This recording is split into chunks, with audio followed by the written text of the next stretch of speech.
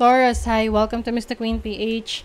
At ito ang inyong energy update ngayong May 1 to 15, 2024. This is a general reading.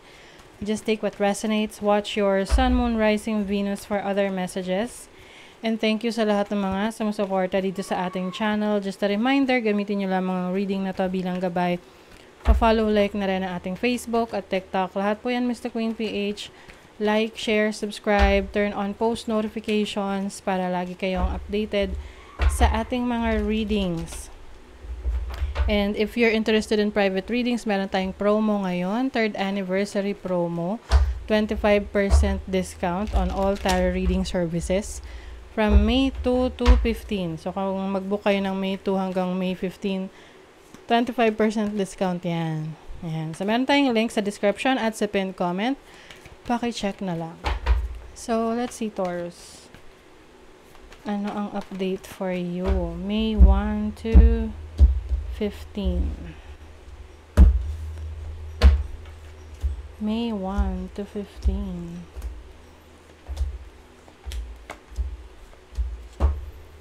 Okay. So, maaaring nagkakaroon kayo ng trust issues with someone, no? Parang merong doubts. Oo. Pagdududa, no?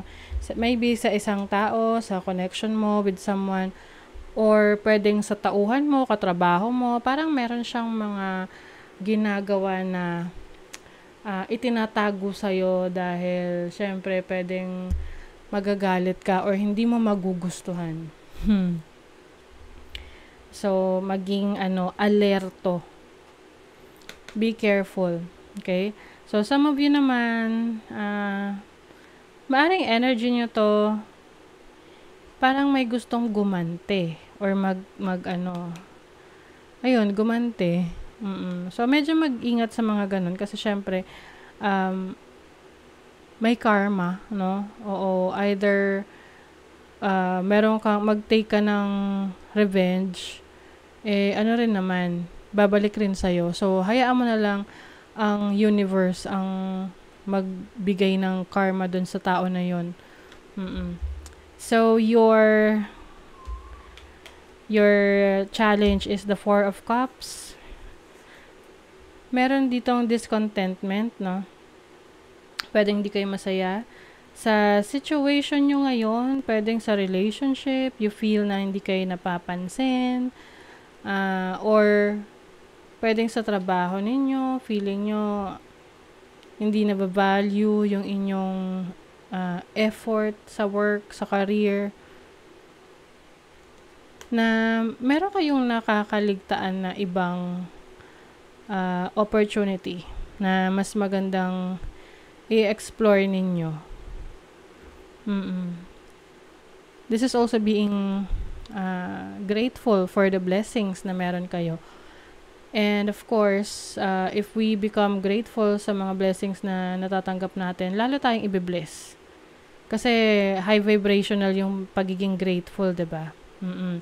At it seems na merong solusyon sa problema nyo ngayon, no? Kung ano man tong problema nyo, let's see kung anong area of your life yan. 7th house, sa relationship, merong solusyon.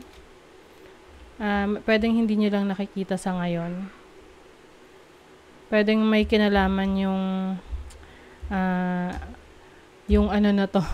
yung trust issues ninyo sa relationship. So, your opportunity is the Page of Cups. Merong manunuyo.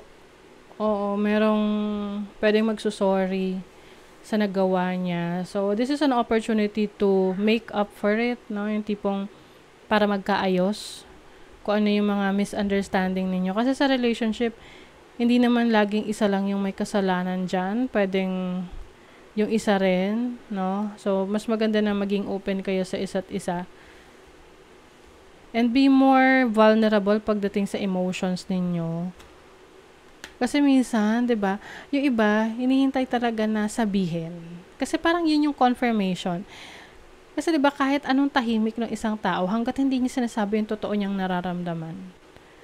Parang all you need to do is to guess and guess, no? Parang manghuhula ka lang lagi kung ano yung nararamdaman niya. Of course, tahimik siya, masama loob niya. Ayaw niya mag-share ng kung ano-ano. But hindi mo talaga masasabi kung ano yung totoong nararamdaman ng taong yon, not unless sabihin niya.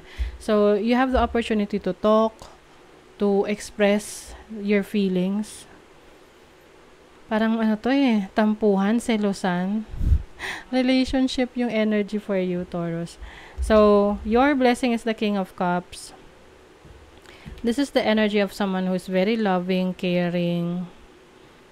And I think, no, if kung relationship to na tipong nagkaroon ng jealousy, insecurities, maayos rin. Meron lang kailangang magpakumbaba rito. Kasi lalambot rin naman yung puso nyo dyan pag kayo ay sinuyo na. So, for your money, career, finances, you have the Eight of Pentacles and Temperance. So, parang naghihintay ka ng opportunity sa trabaho, sa career, sa business ninyo. You've been working so hard. You are mastering your craft. So, kung ano man yung area of expertise ninyo, lalo nyo pinauunlad, ginagalingan nyo pa. And eventually, sabi nga great things come to those who wait. So, sa mga marunong maghintay, merong mga magagandang bagay na pwedeng mangyari sa kanila. So, I think for you, sa career ninyo, ipagpatuloy mo lang kung saan ka masaya, saan ka mas nag-e-enjoy, saan ka very much interested. So, dun ka mag-focus kasi eventually makukuha mo rin yung rewards, no, na dine-deserve mo. Pagdating naman sa relationship, may judgment, no? So, this is about revelation ng katotohanan tungkol sa situation mo with someone.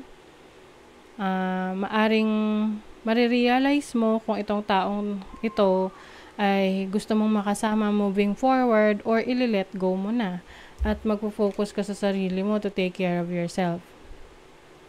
Okay? So, maaring yung iba sa inyo rito, kung kayo ay active sexually, possible na makabuntis, no? But of course, if kung kayo ay hindi nyo pa plano yan, mag-ingat. And also, if you are single, I think may mga admirers ka ngayon na nagugulat sa pagbabago sa'yo. Yung tipong dati hindi sila, parang hindi kanila napapansin, pero maaring meron kang binago sa sarili mo, like, mas nag-glow up ka or mas nag-aayos ka na ngayon, mas maganda yung styling mo. Kumbaga, you are practicing self-love, self-care ngayon. So, mas mapapansin ka, mas dadami yung iyong mga admirers. Let's see what else. Taurus. New beginnings. Bagong simula. Can be new beginnings in your career or your love life. New beginnings sa inyong sources of income. So, yung iba sa inyo may mabibiling properties or may idadagdag kayong skill set. May pag-aaralan. Tapos, bago mo ng skills yun na pwede mong pagkakitaan. Good cheer. So, meron kang best friend or someone who's very supportive of you sa mga ginagawa mo. Prosperity. A period of prosperity, Taurus. So, kung kayo ay nasa agriculture, no? Or meron lang kayong mga tanim sa bahay, ayan, makikita nyo na yung pagbunga niyan. Kailangan lang talaga ngayon, alagaan yung maigi yung inyong mga pananim kasi sobrang init, no? Oo, yung akin, natuyo na yung kamatis. Ang liliit na ng mga bunga niya. Oo. So, period of prosperity. Abundance. In your career, your finances. Let's see what else for Taurus. Second house, your assets. Transformation. May nagbabago sa inyong kaperahan. Maaring, para siyang blessing in disguise. Ito yung tipong mawawalan ng trabaho para makapagnegosyo. At yung negosyo na yon ay magiging very successful. Na hindi siya makakaisip magnegosyo kung nagtatrabaho pa rin siya. Ganong klaseng energy, no? Dissatisfaction with life. So, ayan yung sinasabi ko sa inyo ng iba, hindi kayo satisfied sa situation nyo. Kailangan lang mag-focus kayo sa inyong blessings kasi you will feel blessed. Yes. O, huwag kayong mag-alala kasi mariresolve naman yung mga problema nyo. Mabibigyan niya ng solusyon. O, meron daw gift. Meron kayong marireceive na regalo. This can be literal na regalo sa inyo or a gift na masasabi nyo, kahit ano pa to, masasabi nyo na regalo yun sa inyo. Okay? So, that is your reading, Taurus. Thank you so much. Bye!